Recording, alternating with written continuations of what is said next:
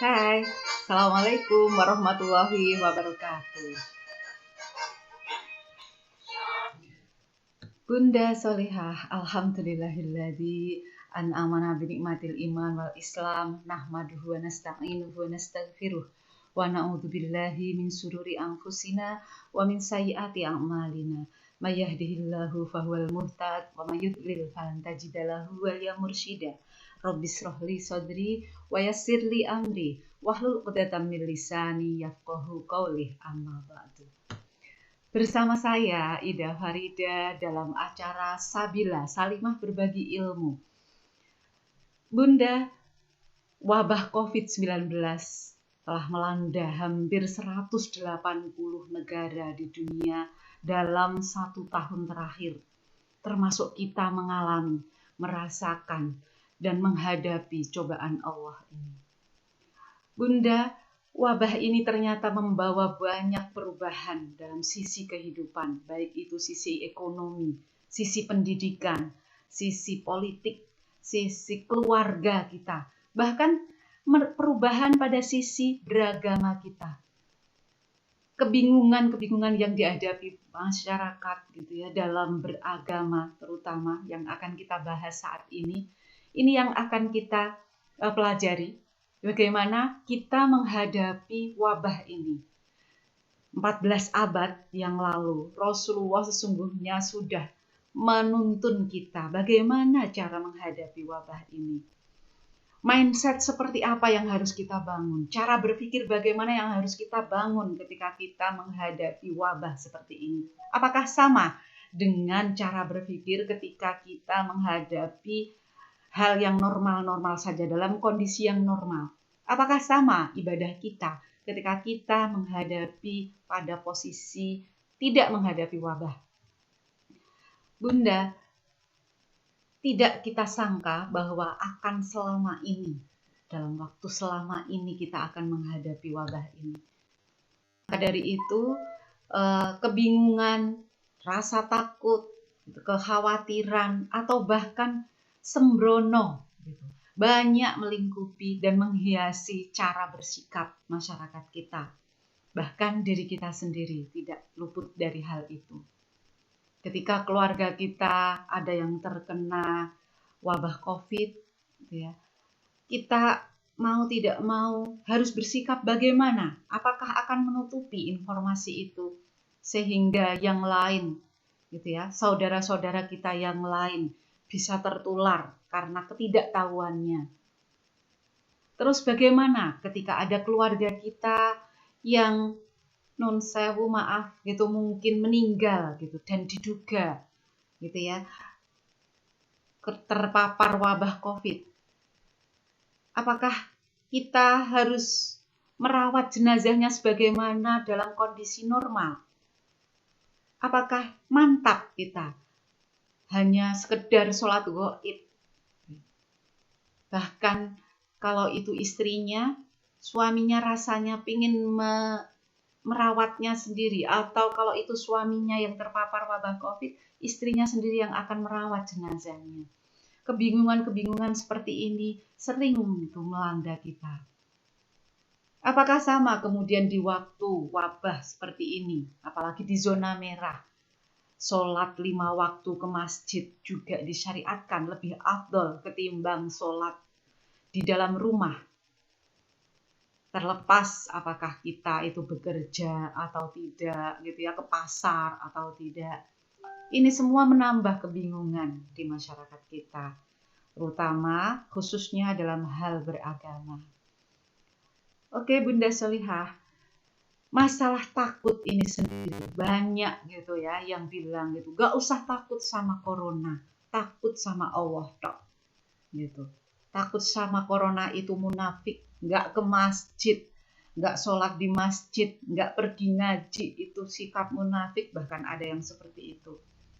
Nah, sekarang kita akan pelajari takut sendiri itu apa sih Takut itu ada 2 itu. Takut khauf atau bi'iyah, takut alamiah, takut terkena corona contohnya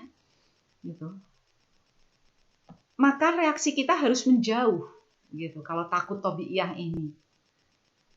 Contoh yang lain, takut berpapasan dengan harimau, takut bahkan dengan kecoa aja kita takut gitu ya. Sikap apa yang harus kita lakukan? Menjauhkan. Oke. Demikian juga takut pada corona atau COVID-19. Ini adalah takut tabiiyah. Takut khauf atau bi'iyah, takut alamiah sifatnya. Boleh, Bunda. Jangan takut untuk takut terhadap corona memang. Gitu ya. Kemudian yang kedua, takut al ibadah atau khauful ibadah. Takut yang bersifat penghambaan diri kepada Allah.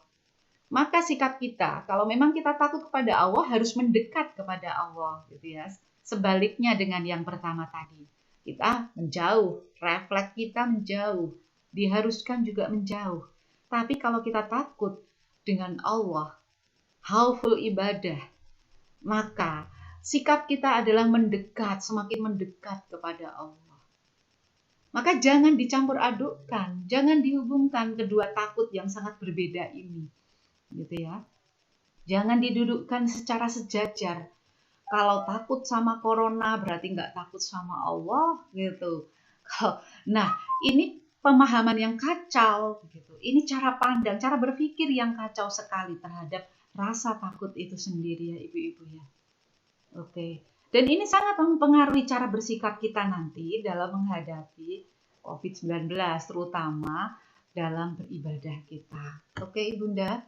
Nah, Rasulullah gitu ya, 14 abad yang lalu sungguhnya sudah menuntun kita dengan jelas.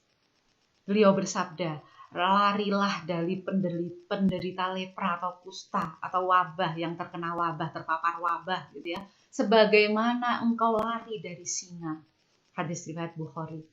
Artinya jangan sok berani terhadap wabah, corona, dan lain-lain dengan beralasan hanya takut kepada Allah. Ini cara pandang yang kacau, cara berpikir yang kacau.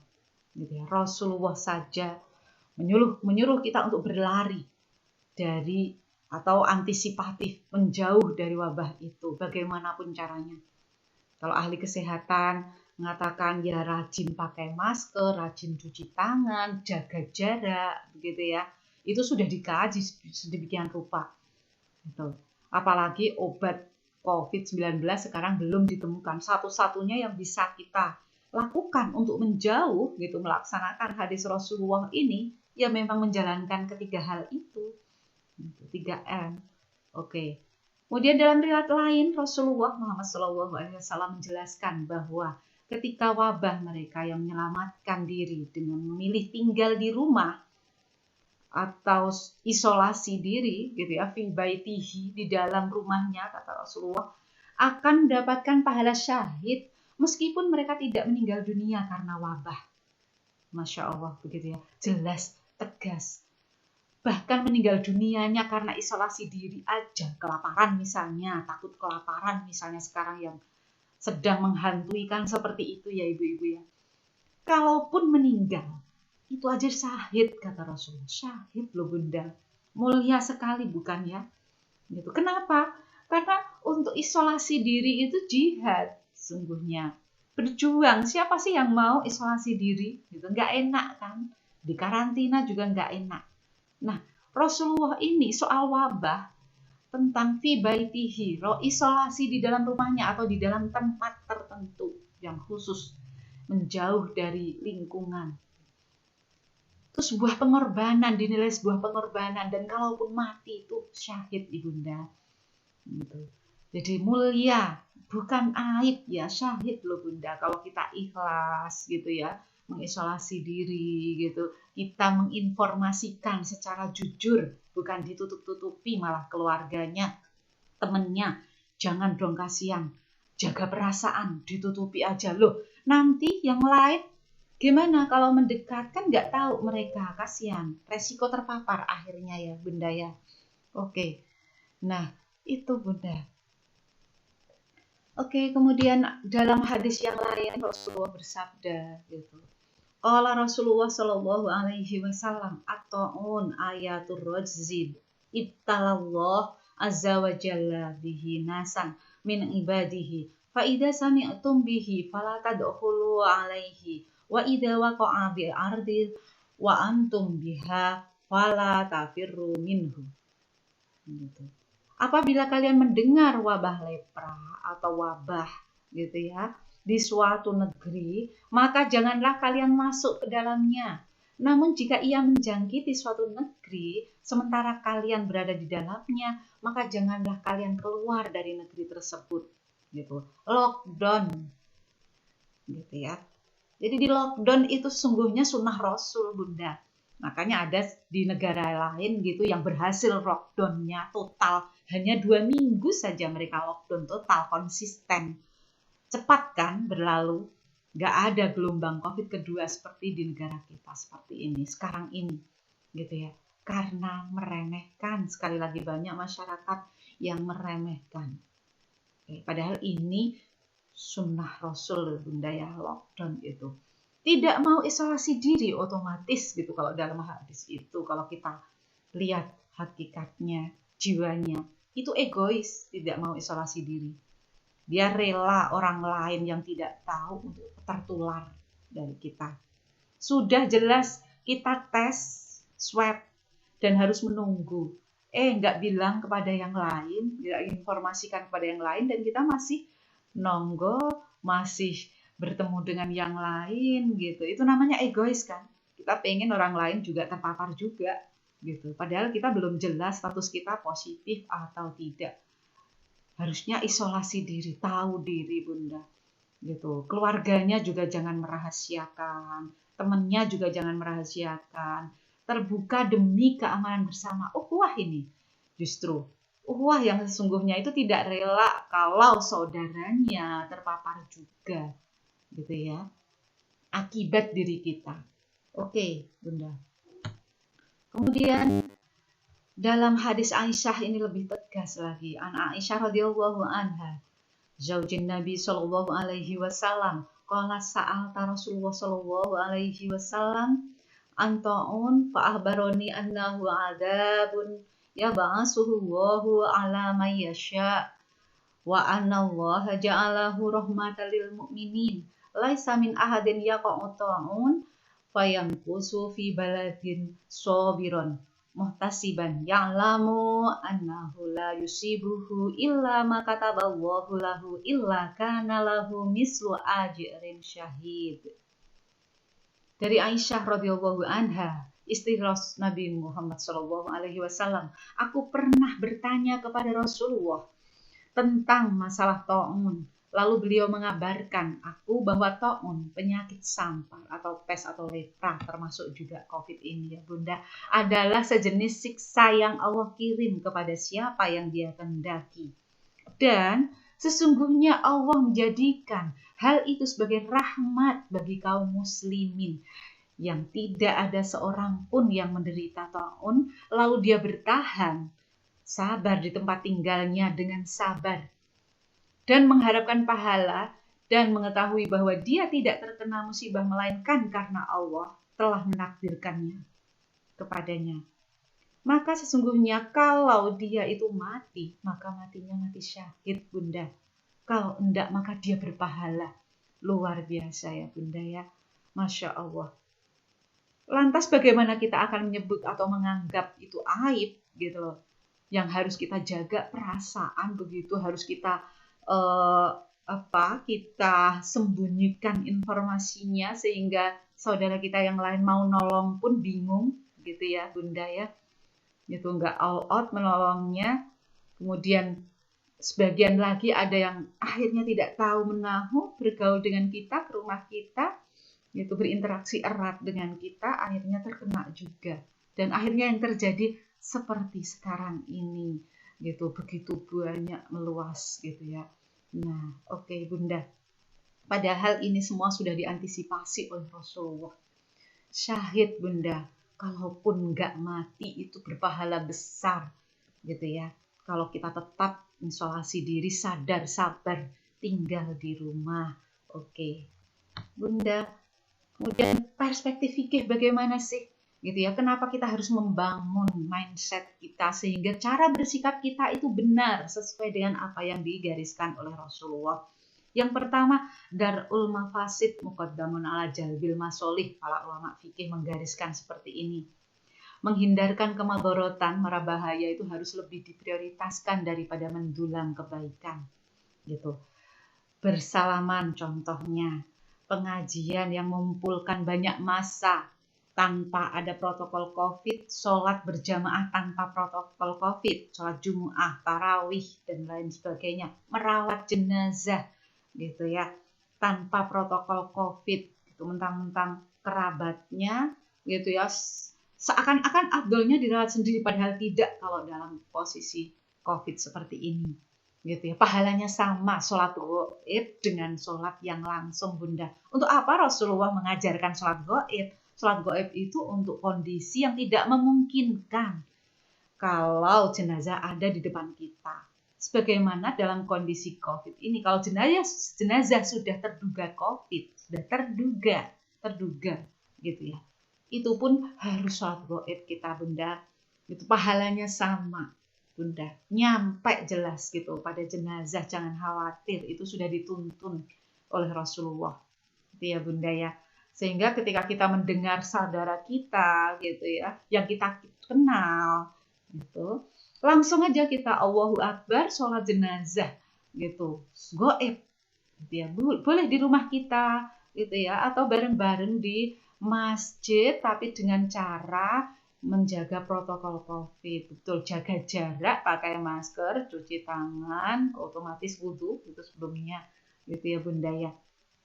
Tanpa pergi ke rumah sohibul musibah tadi. Begitu juga keluarganya sohibul musibahnya harus melakukan hal yang sama. Oke, Bunda. Dan ini dituntun dalam Islam. Oke. Kemudian darul ad-daruratu tubihul mahdurat, kaidah yang kedua.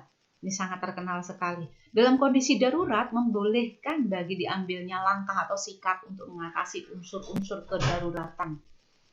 Gitu. Yang tidak sesuai dengan kondisi, sebutlah begitu ya, Bunda ya. Bahkan kalau obat COVID ini ditemukan nanti gitu, dan ada unsur keharaman mungkin gitu ya, dan tidak ada obat lain yang bisa mengobati itu, misalnya seperti itu, maka berlaku kaidah fikih seperti ini, ad-daruratu tubihul mahdurat. Boleh Ibunda karena darurat. Oke. Yang ketiga, idza ta'aradul urf wala wasyar'u qaddamal urf illam yata'allaq bisyar'il hukm. Jika bertemu antara suatu kondisi tertentu khas lokal dengan suatu syarak, maka hendaknya dahulukan aspek kondisi tertentu tersebut sepanjang belum ada hukum yang terkait dengan suatu syarak tersebut. Ini salah satu landasan metodis gitu ya, atas ungkapan di atas bahwa penyebab gitu ya. Nah, itu atau hukum, penyebab, ilat atau hukum gitu ya, itu bisa menjadi bolehnya sebuah hukum. Nah, oke, Bunda, ini dalam kitab Fawaid Al-Janazah gitu, Nadmil Qawaid Fiqhiyah karya Syekh Muhammad Yasin bin Isa Al-Qadani. Makanya Bunda, para ulama beristihad gitu, baik itu yang tergabung dalam MUI, Muhammadiyah, NU, atau ulama secara personal gitu ya. Bahkan Kementerian Agama mengeluarkan surat edaran tentang beribadah di musim COVID gitu, yang pada intinya tadi tidak bersalaman, tidak ada pengajian yang mengumpulkan massa gitu ya. Kemudian merawat jenazah kecuali sholat diganti dengan sholat gaib, melarang itu, melarang merawat jenazah gitu ya. Kalau memang kita ragu gitu ya, oke, kita ucapkan, kita sampaikan saja kepada perawat yang di rumah sakit misalnya gitu ya, tolong dirawat secara islami. Kalau itu jenazah laki-laki gitu dirawat oleh perawat laki-laki, kalau perempuan dirawat oleh perawat perempuan yang sesama muslim gitu ya. Dan saya yakin protokol di rumah sakit sudah menjalankan ini, kecuali kalau yang belum saya tidak tahu gitu ya. Tapi itu kita sampaikan, tidak ada salahnya Bunda gitu ya, sebagai keluarga menyampaikan itu. Bunda, ini contohnya sholat berjamaah gitu maupun sholat gaib gitu ya dalam musim COVID-19. Segala tindakan yang mendatangkan potensi bahaya secara fikih tergolong sebagai tindakan yang makruh atau dibenci Allah, bahkan haram. Meskipun berdasarkan akidah yang benar, begitu ya Bunda ya. Terima kasih. Billahi taufik wal hidayah. Wassalamualaikum warahmatullahi wabarakatuh.